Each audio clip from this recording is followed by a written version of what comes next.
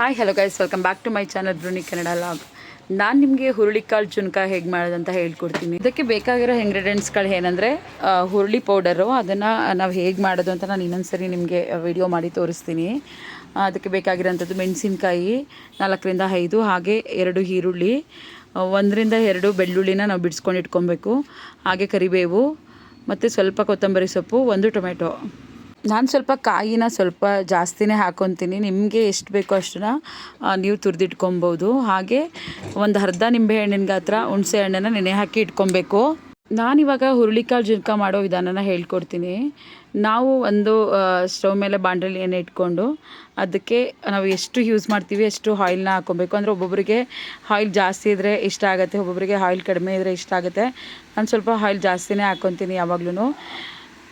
ಹುರುಳಿಕಾಳು ಜುನ್ಕ ನಾವು ರೊಟ್ಟಿಗೆ ಅಥವಾ ಚಪಾತಿಗೆ ನಾವು ಜೊತೆಗೆ ತಿಂದರೆ ತುಂಬ ಚೆನ್ನಾಗಿರುತ್ತೆ. ನಾವು ಆಲ್ಮೋಸ್ಟ್ ಹುರುಳಿಕಾಳು ಜುನ್ಕ ಮಾಡಿದಾಗೆಲ್ಲ ರೊಟ್ಟಿನೇ ಮಾಡ್ಕೊತೀವಿ. ನಾನು ಸ್ವಲ್ಪ ಇದಕ್ಕೆ ಸಾಸಿವೆನ ಹಾಕ್ಕೊಂಡಿದ್ದೀನಿ. ನೆಕ್ಸ್ಟು ಕರಿಬೇವನ್ನ ಹಾಕ್ಕೊಬೇಕು. ನಾವು ಕರಿಬೇವನ್ನ ಅಂದರೆ ನಮ್ಮ ಮನೆಯಿಂದನೇ, ಅಂದರೆ ಅಕ್ಕನ ಮನೆಯಿಂದ ತೊಗೊಬರೋದ್ರಿಂದ ಒಣಗಿಸ್ಕೊಂಡು ಇಟ್ಕೊಂಡಿರ್ತೀನಿ.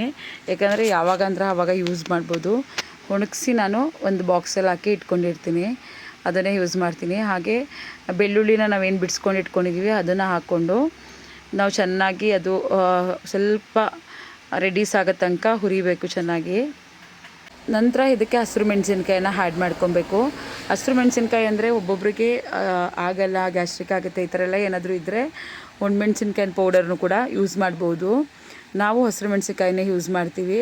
ಅಂದರೆ 4ರಿಂದ 5 ನಾನಿಷ್ಟು ಪೌಡರ್ನ ಯೂಸ್ ಮಾಡ್ತೀನಿ. ಅಷ್ಟಕ್ಕೆ ಎಷ್ಟು ಬೇಕು ಖಾರ ಅಷ್ಟನ್ನು ಹಾಕ್ಕೊಬೇಕು. ಅಥವಾ ಖಾರ ಜಾಸ್ತಿ ಬೇಕು ಅಂದರೆ ಸ್ವಲ್ಪ ಜಾಸ್ತಿನೂ ಕೂಡ ಹಾಕ್ಕೊಬೋದು. ಟೇಸ್ಟ್ ತುಂಬ ಚೆನ್ನಾಗಿರುತ್ತೆ.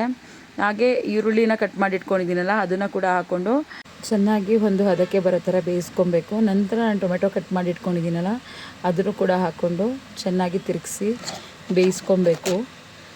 ಇದು ಬೆಂದ ನಂತರ ನಾವು ಹುಣಸೆ ಹುಳಿನ ಎಣ್ಣೆನೆ ಹಾಕಿ ಇಟ್ಕೊಂಡಿದ್ವಿ, ಅದನ್ನು ಇದಕ್ಕೆ ಮಿಕ್ಸ್ ಮಾಡಿ ಚೆನ್ನಾಗಿ ಬೇಯಿಸಬೇಕು. ಯಾಕೆಂದರೆ ಹುಳಿ ಸ್ಮೆಲ್ಲೆಲ್ಲ ಹೋಗೋ ತನಕ ನಾವು ಕುದಿಸ್ಬೇಕಾಗತ್ತೆ. ಇದನ್ನು ನಮಗೆ ಎಷ್ಟು ಬೇಕೋ ಅಷ್ಟು ಇದಕ್ಕೆ ಎಕ್ಸ್ಟ್ರಾ ನೀರನ್ನ ಕೂಡ ಹಾಕೊಬೋದು. ನಾನು ಎಕ್ಸ್ಟ್ರಾ ಒಂದು ಬೌಲು ವಾಟರ್ನ ಹಾಕ್ಕೊತಾ ಇದ್ದೀನಿ. ಹಾಕೊಂಡ ನಂತರ ನಾನು ಚೆನ್ನಾಗಿ ಕುದಿಲಿಕ್ಕೆ ಇದನ್ನು ಬಿಟ್ಟಿದ್ದೀನಿ.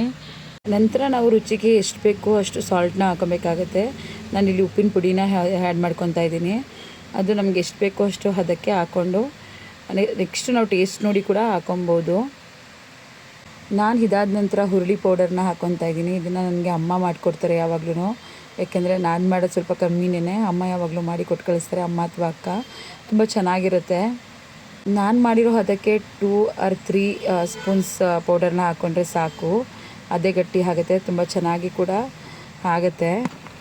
ನೀವೇ ನೋಡ್ತಿರ್ಬೋದು, ತಿರುಗಿಸ್ತಾ ಗಟ್ಟಿ ಆಗ್ತಿದೆ. ಅಂದರೆ ಇದು ಹುಳಿನೇ ಇದ್ದರೆ ಸ್ವಲ್ಪ ತುಂಬ ಚೆನ್ನಾಗಿರುತ್ತೆ, ಟೇಸ್ಟಾಗಿರುತ್ತೆ. ಬಟ್ ನಿಮಗೆ ಎಷ್ಟೆಷ್ಟು ಬೇಕಾಗುತ್ತೆ ಅಷ್ಟು ಹುಳಿನ ಹಾಕ್ಕೊಳ್ಳಿ. ಜಾಸ್ತಿನೇ ಹಾಕ್ಕೊಬೇಕು ಅಂತಲೂ ಏನಿಲ್ಲ, ಕಡಿಮೆ ಹಾಕ್ಕೊಬೇಕು ಅಂತೇನಿಲ್ಲ, ನಿಮ್ಮ ಟೇಸ್ಟಿಗೆ ತಕ್ಕಂಗೆ ಹಾಕ್ಕೊಬೋದು.